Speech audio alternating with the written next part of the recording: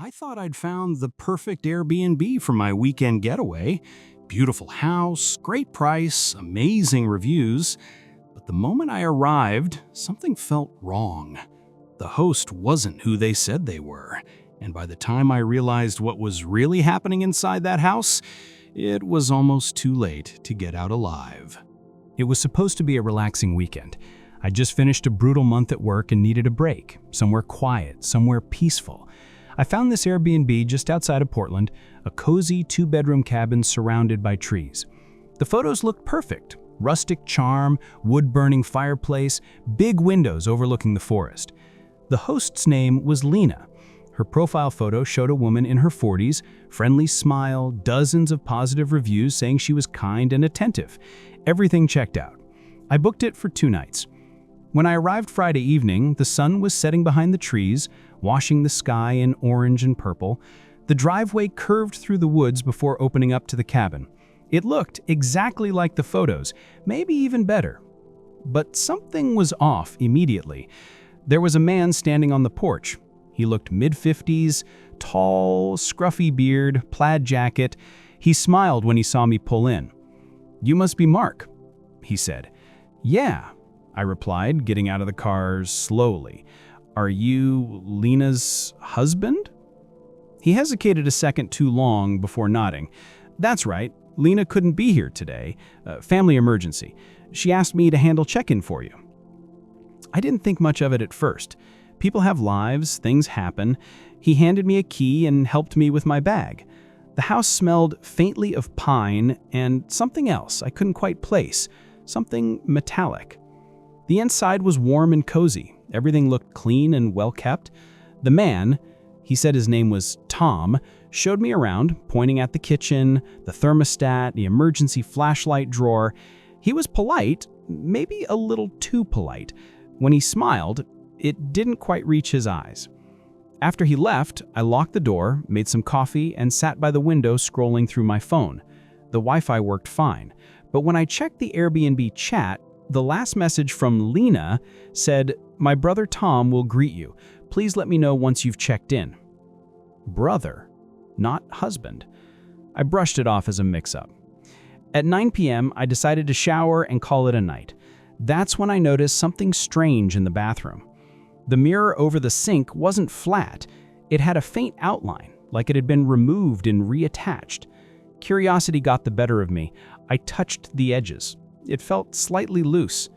Behind it, I heard a faint hum, like a tiny fan, or maybe a camera cooling unit. My stomach tightened. I pried the mirror forward just enough to peek behind it, and froze. There was a small lens, a camera. I stumbled back, heart pounding, nearly slipping on the tile. I grabbed my phone and snapped a photo. Then I went into the bedroom, scanning every corner. The smoke detector, the lamp, even the vent near the bed. Another small red light blinked once, then went dark. That's when I heard footsteps outside. Someone was walking on the porch, slow and deliberate. I turned off the lights, crouched near the window, and peered through the blinds. Tom, he was standing there, in the dark, holding something metallic, looked like a flashlight or maybe a tool. He wasn't knocking. He was just listening. I stayed perfectly still, my breath shallow. After what felt like forever, he walked away. I waited another 5 minutes before moving. I grabbed my bag, phone, and car keys.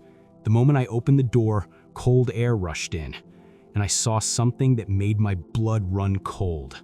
My car's rear tire was flat, completely deflated. I hadn't noticed it earlier, but it was obvious now. Someone had done it intentionally. I locked the door again and backed away. I couldn't run outside. There was no signal out here, no neighbors in sight, just forest and darkness. I called 911 anyway, pacing near the window, whispering, "There's a hidden camera in my Airbnb. The host isn't who they said they were. Someone's outside." The operator's voice crackled. "Can you give me the address, sir?" I checked the app, but the address field was blank, just a location pin, no street number. I don't know," It's near Silver Falls Park, maybe 2 miles off the main road," I said. She told me to stay on the line. Then, the power went out. The house plunged into darkness. My phone's flashlight barely lit a few feet ahead. The hum from the hidden devices stopped, replaced by silence. Then, faintly, I heard something from the back of the house. A door opening. I whispered into the phone, "He's inside. Please hurry." "Stay quiet, sir. Officers are en route. Can you lock yourself somewhere safe?" I ran to the bedroom, shut the door, and pushed the dresser against it. My hands were shaking so badly I could barely hold the phone. I heard slow footsteps in the hallway. "Mark?" Tom's voice said softly through the door. "You shouldn't have touched anything." He rattled the handle once. The dresser shifted slightly. "You weren't supposed to find that yet." I held my breath. "Just open the door. I can explain."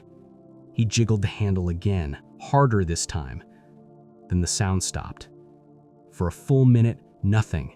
No movement, no voice. I thought maybe he'd left, until I saw a shadow pass under the door, and then light flickered from beneath. He turned on a flashlight. He was still there. I scanned the room for an escape and saw the window. It was small, but wide enough to crawl through.